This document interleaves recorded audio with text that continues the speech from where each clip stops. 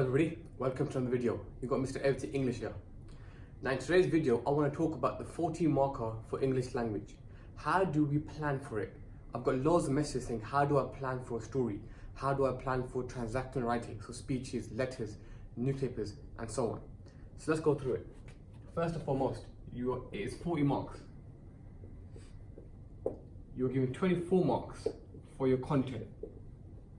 Your content is what you write.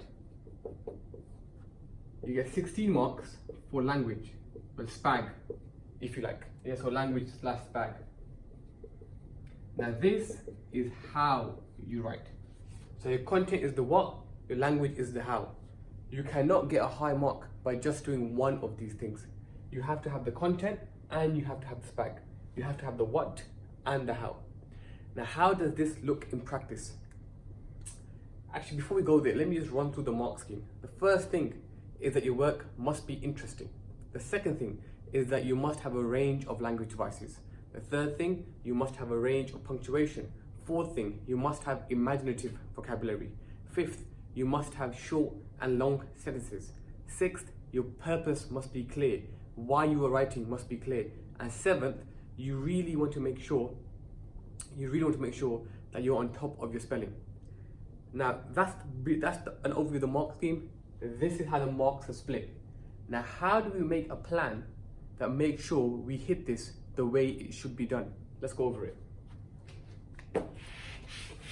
So let's think of a question. We think of a very basic, a very common question. So imagine this as your question.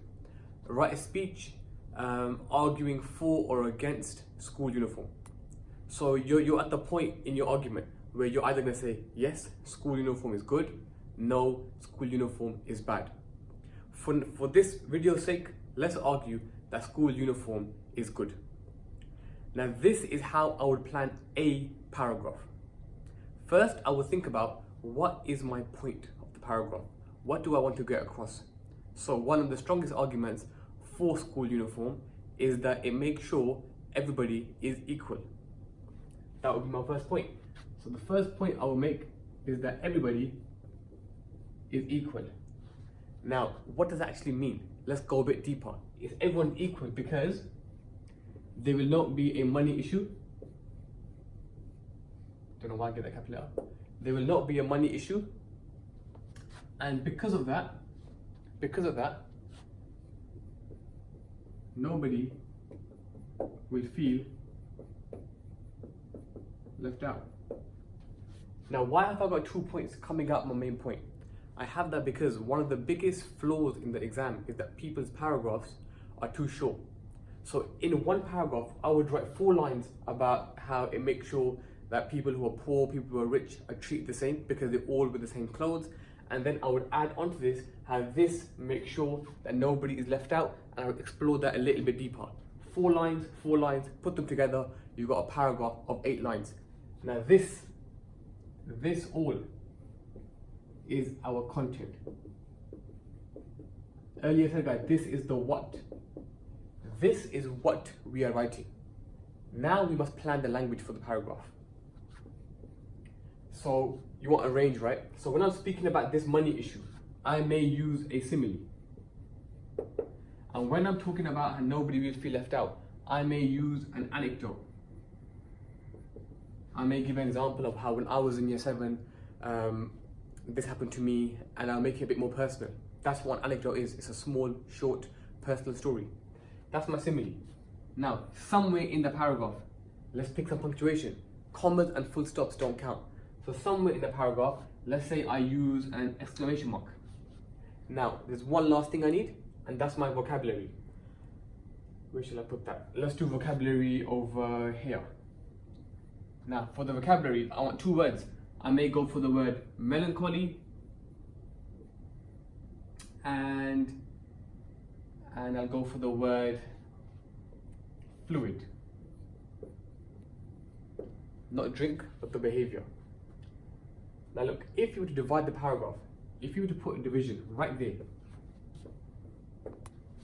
that is my content. This is my language. This is the how. You put that and that together, in one paragraph and you've got a solid paragraph, because you're hitting all of the mark scheme. You've got excellent content, you've got language devices, you've got vocabulary, and you've got punctuation.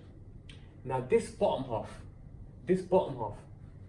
please make sure that you know enough language devices to last you at least 5 paragraphs.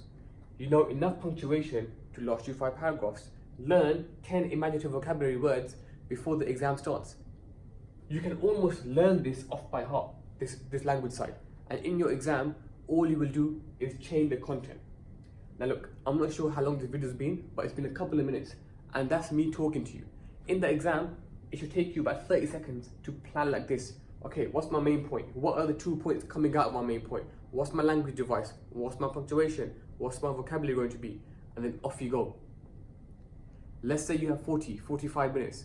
You can probably get through about 5 paragraphs. So all you will do is plan 5 paragraphs like this. Now, if you start planning them early, you don't necessarily have to sit there and plan like this. You can have it up here. I've had students in my classes in the past who literally have learnt this off by heart. They know in paragraph 1, I will use simile, anecdote. In paragraph 2, facts and stats and personification. In paragraph 3, I will use rule of 3 and rhetorical question. That's the point and that's the position you want to get to.